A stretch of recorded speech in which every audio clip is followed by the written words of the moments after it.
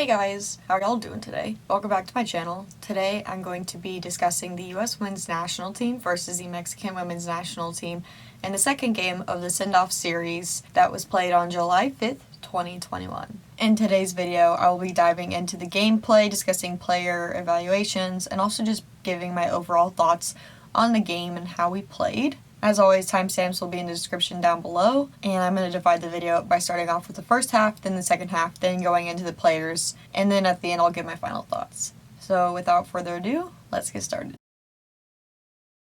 The first half. So compared to last game, there was only 3 changes made to the starting lineup with the inclusion of Tobin, Rose Lavelle, and Carli Lloyd. Other than that, the lineup was the same. Now, the difference is the formation they started in, but they actually came out in a 3-4-4 formation, which Julie Foudy talked about. And the reason they did this was because they wanted to mimic a scenario where they were down a goal and there was about 10 minutes left in the game and they wanted to score. So with this formation, Horan would move up to the 9 position with Carli, so as a double 9, and Christen Press would move up to play in the midfield. Obviously, this proved to be very successful for us because Lindsey Horan ended up scoring in the 5th minute. She received a crossing assist from Carli Lloyd and she just had an absolute banger of a goal. I mean, like, listen, I think I would have whiffed, for real. I would have just thought I had my laces through it, and the next thing I know, I've spun around and I'm on the ground. But she did everything perfect. Her movement was phenomenal, and that finish is absolute world class. And then obviously after she scored, she moved back to her 6th position, and Christen Press moved back to her left back position, but she did stay fairly high up. Now, while we did experience some positives from this formation, there were some negative side effects of having a 3-back. Is you're exposed in the counterattack, and Mexico did take advantage of that. There were a few moments they had going forward which were, a little iffy on our part, but everything worked out and we defended the best we could, and Alyssa did have to make some saves, but overall I think we did well. That's gonna happen. Like, it doesn't matter how good we are, leaving our defense that exposed, and a team like Mexico, they're going to challenge that. And so I think that was to be expected for sure. After the US scored, we then moved back to our 4-3-3 formation, and this is how the rest of the first half and most of the second half played out. The second goal was scored by Carli Lloyd, who headed it from a fantastic cross from Christen Press. She had been doing a fantastic job of getting into the attack, and although I won't be talking about her today specifically, I wanted to mention her because she just never gets enough credit. She's a phenomenal player, so gifted and versatile, and you can put her in any role in the field and she's going to perform. This is just another example of her excellency. I think Carli's movement was also fantastic in the run by Tobin across the defense that pulled him out of position as well, and Carli's not going to miss from that spot. And so I think in this game we definitely came out with a lot more intensity, but that was the goal. The goal was to try to score as quickly as we could because we were mimicking that scenario where we were being a goal down. The referee in this game was so awful. In my opinion, the third goal we created, which obviously wasn't allowed, was a phenomenal build-up play by our team. The movement, it's like vintage women's soccer from like 2012. Like, that's what I remember our national team playing like. Just phenomenal interchange between our forwards and our midfielders, and the movements and the runs. And the fact that the referee called that offsides is absolutely outrageous. Christen Press was so obviously onside that it wasn't even questioned. And that's the thing that's so frustrating. Danielle Chesky, the head referee, told Vlatko after the game, according to this thing I saw on Twitter, that she blew her whistle too early. But what I don't get is she put her hand up in the air, so she clearly thought it was offsides. Why would you do that? And don't get me started on Danielle Chesky. She's always fucking shit up. Like, I can't stand her. Every time I see she's being the ref, I'm like, she's gonna pull some tomfoolery. And the assistant referee was even like, bro, like, you goofed here. Like, I can't help you. This is on you. This wasn't even her first mistake either. Tobin earns us a penalty, which the referee also doesn't call, which is outrageous to me because if not the main referee, what about the assistant referee? Girl, you're right there. Did you not see that? She didn't even get a piece of the ball, and Tobin was completely in on goal. And the fact that she didn't call it after completely blowing the offsides call a little earlier, it's just Shoddy was having a bad game. But it's okay because we get a goal in the 36th minute. Tobin takes a fantastic shot from outside the 18, and she just gets the ball and looks up and is like, you know what? Keeper's a little off her line. I'm going to take it. Places it perfectly on frame. Now, credit to the Mexican goalkeeper because she gets a palm on it, a little fingertip action, and it hits the crossbar.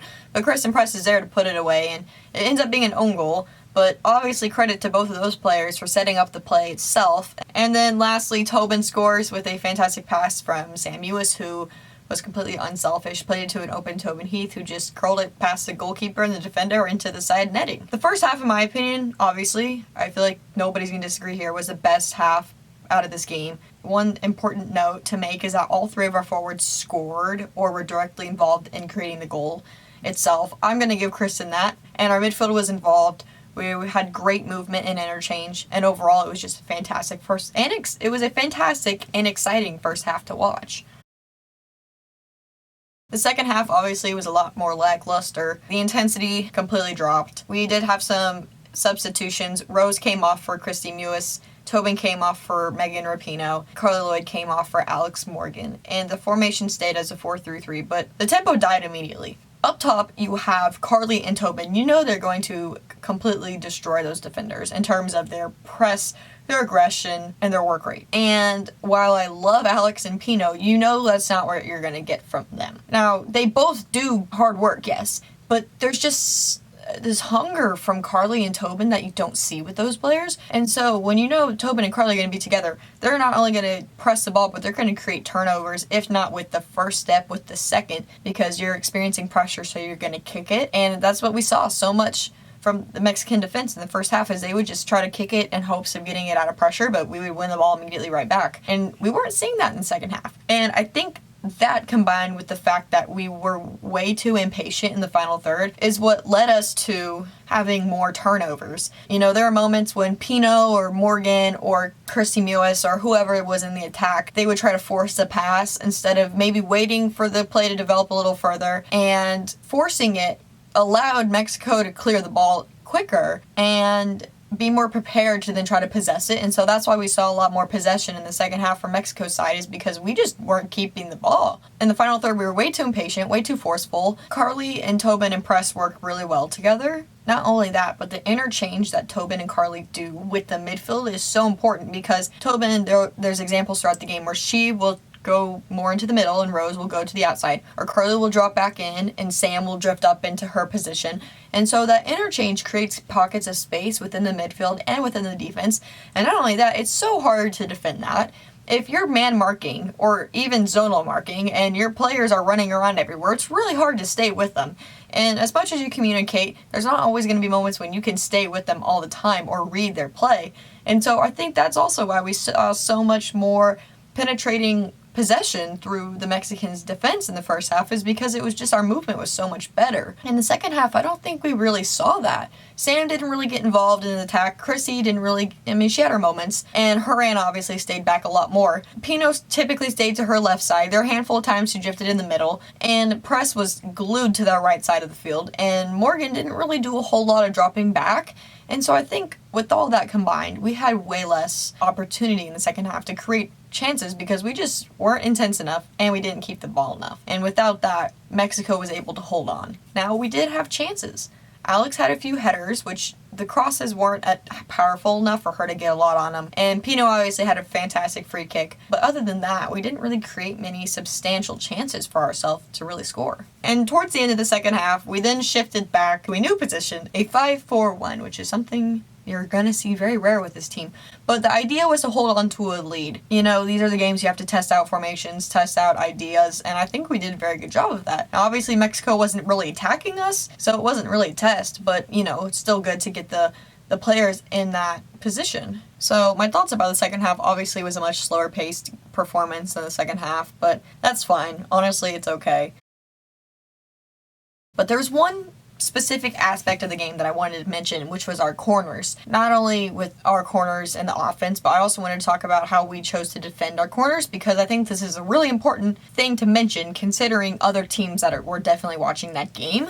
Because I don't think we did very good, specifically defending the corners and defending set pieces. Now, there was a moment in the first half, this was off a set piece, but we played an offsides trap, and thank God the assistant referee wasn't, falling asleep or whatever, and it was called offsides, but Alyssa came out and got absolutely nothing on the ball, which is a huge concern. What was that about? I don't know. In the second half, we were marking a corner kick, and I've said this before on this channel, but I absolutely hate zone marking on corners. It's so hard when it's a 50-50 ball between you and the person next to you to decide who's going to go for it. It's so hard to be aggressive when you're fighting for space and not against a person, if that makes sense. And if you've ever played soccer and you've done both types of defending on corners in zonal and man-to-man, you'll understand what I'm saying. If the ball is sent to an area that you're supposed to be marking, it's not like there's little sections on the field telling you, oh, this is my spot. It's just through communication. And if you don't communicate well, who's going to go for it? No one will. But when it's a 1v1, man-to-man marking, if the ball's coming in your direction, you're going to head it because the defender's right next to you. I just think it's, in my opinion, my least favorite type of defending on the corners because it's just so easy. Just stay on your man, and at least at that point, if they body you and get the ball, then you only have yourself to blame. If it's zonal marking and you didn't go for it, your teammate didn't go for it, and the other person runs it and heads it in, then there's a lot of people to blame there.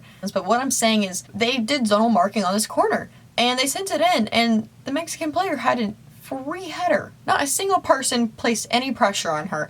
And if she had actually gotten over the ball and got her forehead truly on it and didn't send it over, that would have been a goal. And going back and watching it, I don't even know who was supposed to be marking that area. It was either Press or it was Rapinoe, or maybe another player who was in the wrong position. But at that point, it's up to Alyssa Nair to direct her players in which direction and which space they need to be in, and nobody did anything. And I don't think it was Rapinoe because she had 3 defenders in her area, and I don't think it was Press because she was much higher. Not a single person challenged that ball.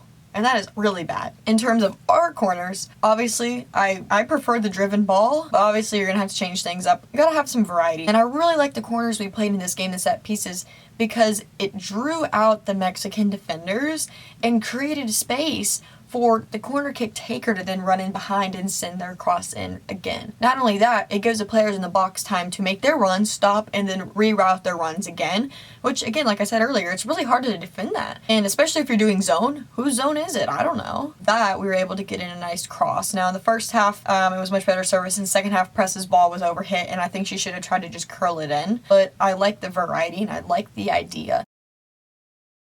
With all that said, now I'm going to move on to the players. I'm going to be discussing 5 players in this game. Tobin Heath, Christen Press, Lindsey Horan, Carli Lloyd, and Megan Rapinoe. Now there's a handful of players obviously I do have thoughts on. I'd like to talk about a little bit about Kelly O'Hara, Crystal Dunn, and Emily Sonnet. I think Kelly had a much better game compared to her last game. Again, I think perhaps it was just a fluke with the weather. I think Crystal Dunn was phenomenal. Her presence in the attack is so essential, and the crosses she serves in are just perfect. And Sonnet, I really enjoyed the presence she brought in the second half. Like I said earlier, I wish she would have maybe played in the first half so she could be with a team that was playing a little bit more intensely. But I liked how she was taking players on and wanted to get to the end line and wanted to find her cross.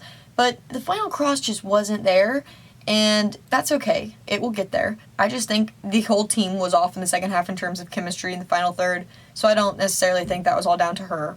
But I really liked her performance in general. But with that said, I'm going to talk about Tobin Heath. Tobin, there was so much, debate. Is she going to be ready? She's ready. I think she's proved it and made it clearly obvious. I think the question for her now is, how long can she go? And with 2 weeks till the Olympics, or however long, she has time to get in better shape, and they'll probably do some scrimmages or whatnot. But we'll see coming up how much she can handle. She had a goal in the 38th minute. It was a fantastic, just bended ball into the side netting. She knew she didn't have to put a whole lot on it, just get her foot around it and just place it more than power. And Tobin has a technical ability and just the mental ability to recognize that, and her finish was absolutely fantastic. She created so many chances, which unfortunately the refereeing was awful in this game. But she set up Kristen's goal that was disallowed. I mean, the pass, not only that, but the movement and the receiving the ball wide and then playing it back and then drifting inside, and just the entire team build up through that. And the final pass from Tobin outside of the right foot, it wasn't too fast to where the goalkeeper could come out and get it, but it wasn't under hit where the defender could make a play.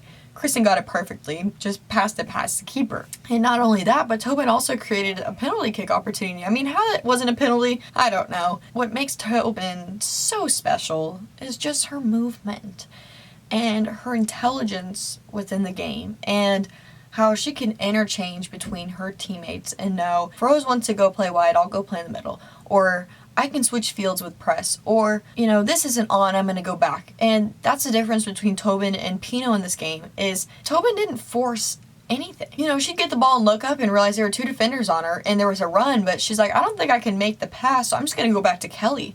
And while that might be a little boring, it's a safer option. Kelly can then play a pass to the middle, and maybe she can get the overlapping ball back. But I just think her intelligence and her timing of when to go forward, when to press, when to drop, when to play the ball, it's just, that's what you're going to get from Tobin. She is such a special player. She's so experienced, and she's going to bring this with her to the Olympics, and I just cannot wait to see what she does. Like, I'm just genuinely so excited. Christen Press.